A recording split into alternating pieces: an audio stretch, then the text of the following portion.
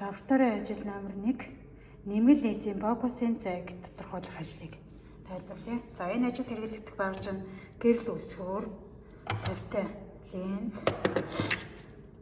100 мм-тэй линз дүрс за тэгээд дэлгэц оптик суурь байна. За энэ ажил маань хоёр дасгалтай. Нэгдүгээр дасгал нь цуглуулж линзийн фокусын зайг А болон Б зайгаар тодорхойлох.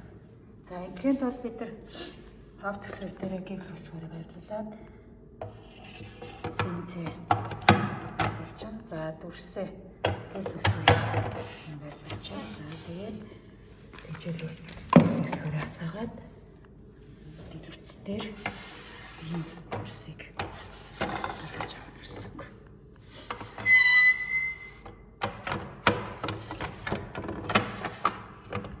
За ингээд бие маань энд байна.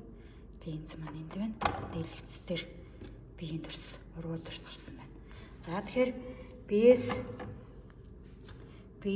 линз хүртэлх цаг суурийн хуваараар, линзээс дэлгэц хүртэлх цаг суурийн хуваараар. Энийг 3-аас 5 удаа давтаж хийгээд нэгдүгээр үснэгтэнд тэмдэглээд за тэгээд 3-р томьёогоор фокусын цаг бодож олно.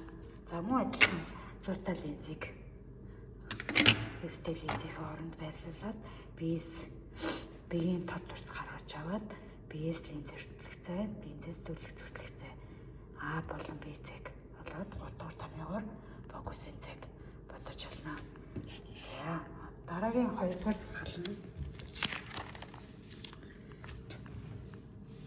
хоёр цуглуулж линзийн фокусын цаг тодорхойлох. 2-р линз дасгалын гэрэл үсгүүрийг хасах 5 см дээр за 50 см дээр эвтэй линзээ байрлуулсан. За нөгөө талд нь болохоор дүрсээ цуг байрлуулсан. За 89.5 см дээр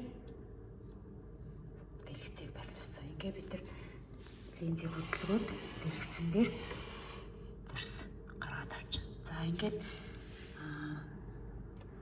эп 50 мм-тэй нэгдүгээр линзийн байрлал А1 линзийн хуваараар тэмдэглэж аваад хүснэгтэнд 2-р үснэгтэнд тэмдэглэн. За одоо голд нь зуутай линзээ байрлуулад дэлгэцийг жоохон холдуулаад дахиад араас нь зуутай линзээ байрлуулад дэлгэцийн 2 дахь байрлал хэмжиж авах.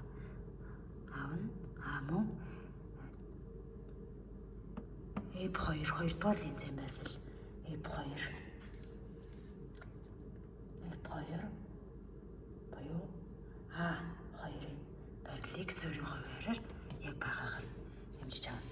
За энэ үснэгтэн дээр байгаа G гэдэг бол 2 линзийн